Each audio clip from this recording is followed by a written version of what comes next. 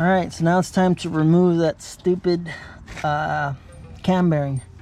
So we got to go ahead and grab our cam bearing removal tool. This is also the same person that provided me with the run out tool. You guys already saw these. This comes from the same supplier. So like I said, they claim to be USA made. So you know, you could get the Jim's tool that sells for about 300 and change, or you could get this one from USA Machining Shop. Like I said, I'm not entirely sure if it's true, but this is 80 bucks. So this is a little bit more expensive. I mean, a little bit cheaper than the Jim's tool, but it's a little bit more expensive than the other ones that are made in China. So let's go ahead and remove, of course, the nut and the washer, because we have to install that after we put the plate. And then we got to remove this little tool, and that's what expands that end, and that's what grips your cam. So let's go ahead and put that in there like so. You can see that it's already there. We could also just put a little bit of oil in this, just so just so it doesn't bind up on the threads. So we got a little bit of oil, and we're just gonna put it just a tad bit on the thread so it doesn't bind up on us. I mean, you don't have to do this, but you know what, it's always a good idea just to kind of have like smooth action when it comes to the threads, and nothing gets you know, it just doesn't give us a false reading that the nut and the threads are not lining up properly. So we just put a little bit of oil just to have some smooth thread, and then of course we're gonna put that in there, and then like I said, this is what's gonna grip your cam bearing as soon as you put the expander. That this little guy is what expands this grip and doesn't allow it to come out. So let's go ahead and slide that in there.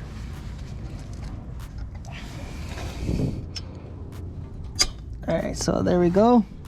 You can hear it snap into place. Then we grab our expanding tool. Oh, the camera's in the way. So you got to slide that in there like so. So that's in there, that's in place. You could actually feel the back of the crank of the case. And then we of course grab our plate, our removal tool plate. I just got this, all right. And then there should be indicators right there. Not sure if the camera's too close, but this is on remove. I believe, is it this way? Yeah, the line, this should line up, right? I believe that's the install. This is the remove, and we have to, you know, we have to attach this to the chest. So let's go ahead and grab those bolts. There should be 4. Yeah, there's 4 bolts.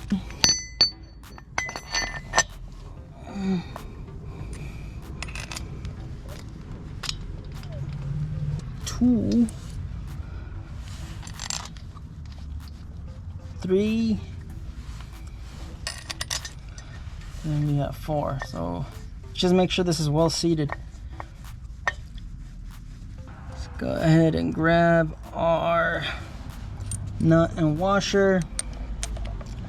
Put that in there like so.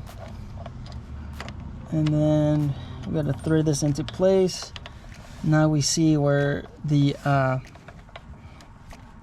where that oil comes into play, because I can feel this binding up a little bit already. We're not even nowhere near to it being where it's supposed to be at. And my hands are full of oil. Let's go ahead and grab a washer, and hopefully we could, you know, dig this in a little bit further in, because I could see where we gotta hold it in place. Oh, there we go. So yeah, it's a good thing we use the oil, because that's already binding up. And then we'll get the here. All right, let's stop playing around and let's grab the wrench. All right, so I couldn't find the proper wrench size for this, so we're just gonna have to do what we got.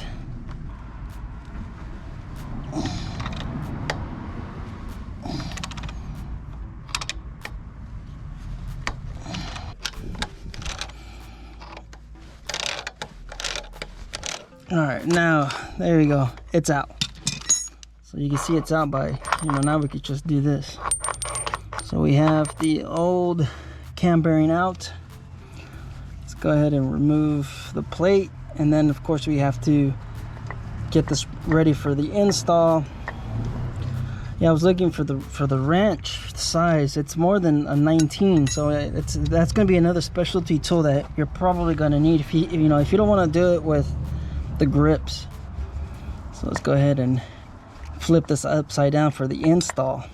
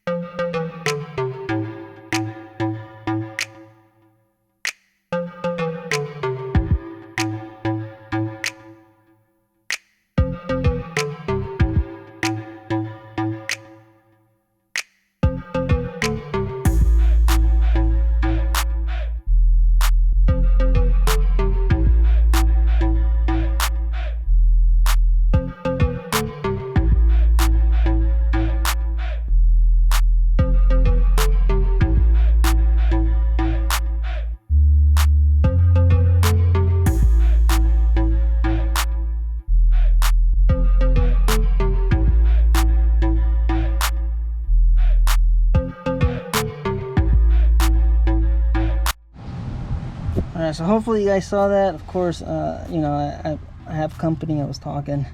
So, yeah, you just kind of line this up, put this in through. Use oil, of course, like everything. Just use a little bit of oil just to kind of help out with the install, of course. Once again, oil on this so it doesn't bind. And so we got to put this in first before this piece. That's the reason why this comes off. I don't know if the camera's too close, but so yeah, so this is the way it installs. And of course we have to face it this way where you could read install on the bottom. All right, so now we grab our new cam bearing and we go ahead and install the S&S, the full bearing, not the caged bearing. Yeah, this is just one of those things where Harley cheaps out on this stuff, and I mean it's a manufacturer. They're looking to maximize their profits, of course, and every 5 cents that they can save, that increases their profit. You guys have to, I mean, I'm not saying it's right, but I'm just saying that if they could save 5 cents, 20 cents off of this across all their Milwaukee 8s, we're talking about production of what, over the last 5 years, probably 500,000 bikes, 500,000 models. 500,000, multiply that by 10, 20 cents, it could be $1 or maybe even $2. That that's a potential savings of $1 million bucks, or $500,000 if Harley's saving themselves $1 off of this. So they're saving themselves, in those 5 years, they've saved themselves 500,000 bucks. So that's the reason why we see these low, supposedly premium stuff like this. It's just garbage. But hey, it is what it is. You guys can let me know in the comments. What do you guys think? So, of course, we gotta lube this before we install it. So keep in mind, the lettering faces outwards. So when we install this, this is gonna go like so. All right, just like this. And then of course we have to line up the bearing and the tool itself. So let's go ahead and grab our assembly lube. I don't know where I left the other one at. I have a full assembly lube amount. So let's go ahead and just put that on there, just just enough to coat the bearing. So just enough, And then of course once it's inside, I'll probably put some in the inside too as well. But you know what, let's just do it now. Make sure we don't get a rough start on this.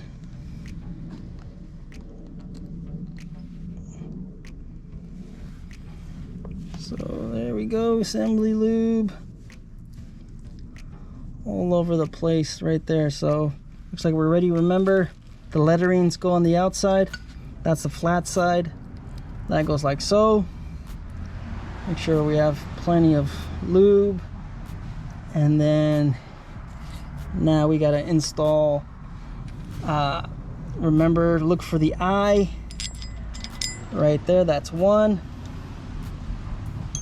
Go for the eye, and we're installing it on the chest cover, on the cam cover, or whatever you want to call it. Look for the eyes, of course. So this is the install. So we're gonna loosely have this in there, and once the cam bearing makes contact, we'll go ahead and tighten that down, because we can still move it around. You guys can see. So let's get closer. You can see it right through here, the little opening, and then of course I'll move the camera down so you guys can see it from underneath. Hopefully there's enough light. It was raining earlier, so I had to cover up. So let's see. I think you guys can see it from right there. Can you? Let's check the camera. Yeah, you guys can see it right there. It's a little dark, but you see that's the cam bearing right there.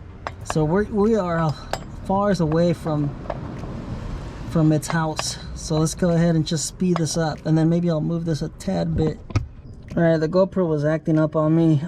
I just tapped it on the side of the camera, and the display was going haywire. So let's go ahead and just place this where you guys can probably see what I'm doing with the light. I'm gonna hold the light right there so you can see. I am just about to make contact with the case, so I'm still, you can see I can still move this around. So what we're gonna do is we're just gonna aim it upwards until we start making some contact, and then you see how we have made contact now. All right, so what we're gonna do now is we're going to go ahead and tighten down the tool, the cam install tool. So go ahead and tighten this down so we could actually start to see some result. So we have made contact. It is sitting within the case, the bearing, and now we just gotta drive it home.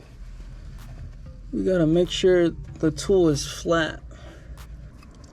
All right, so we went ahead and we tightened down the plate, the housing of the tool. You guys can see I tightened up the top ones first, and then I went ahead and I did the bottom one. So now we should be able to just drive this thing home.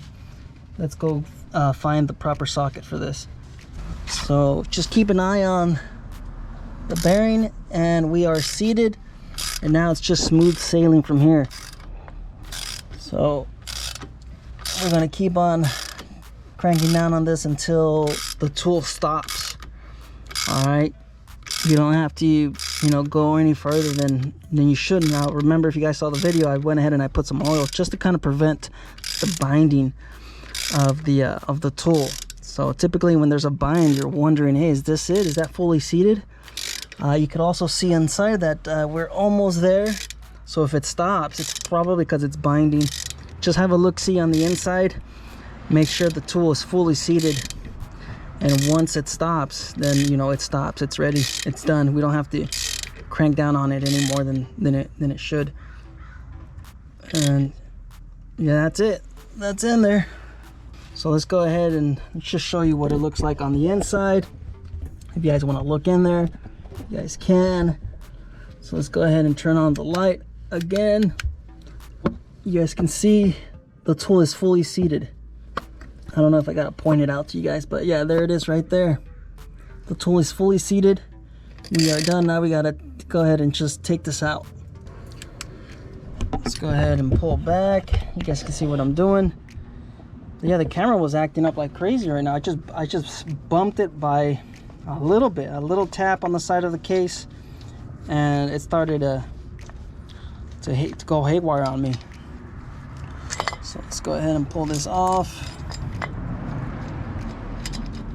and we're done. Oh, there it is. You can see the spacing is just right.